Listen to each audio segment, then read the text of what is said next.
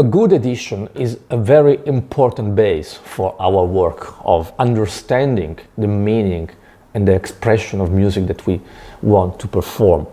This is particularly true with Chopin's piano music. And Chopin's piano music has been also a victim of several mistakes in the past editions.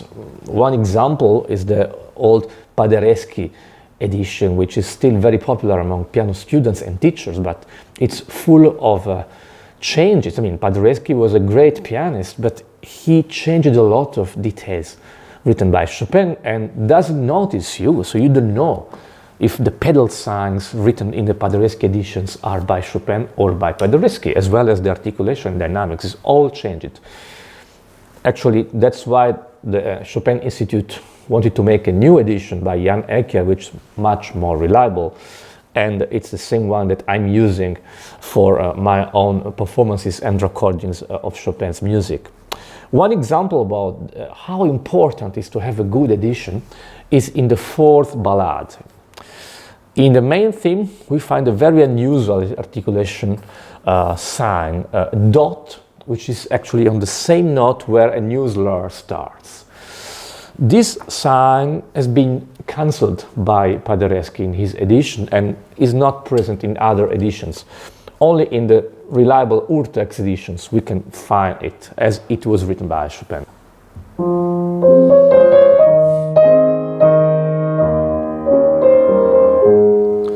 So we have the first 5 notes with one slur. So on the first E flat on the downbeat of bar 11, the slur ends, and on the second E flat we have a new slur starting, but on the same note we also find a dot, which usually means staccato, but apparently the staccato indication is contradicted by the slur. And usually when we have dots and a slur together, it's on several notes and it means portato. But in this case, the dot is only on the first note of the slur, only on this one. And then we have only legato. And the diminuendo also starts on the same note. In the meanwhile, the crescendo continues in the main line until here. So many things happening in the same bar together. The staccato, of course, doesn't mean to play short, also because we have a pedal written by Chopin, but it means that we have to give a special intensity on the second E flat, and this creates a natural rubato. So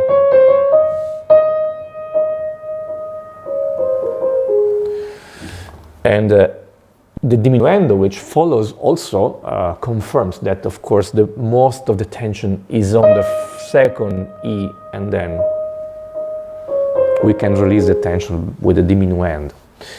And of course, the staccato movement required by the dot written here also forces the pianist to take more time and also to listen to the resonance of this E and to connect the resonance to the next note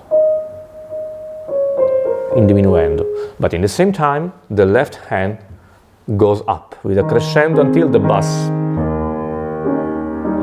which corresponds to the maximum harmonic tension. So let's see how it works all together.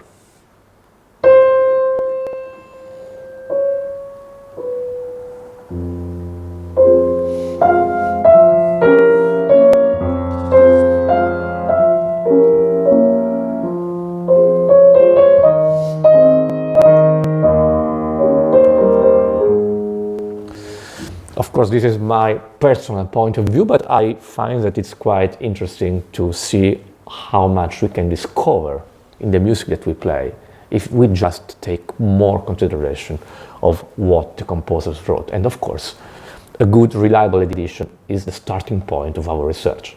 See you soon.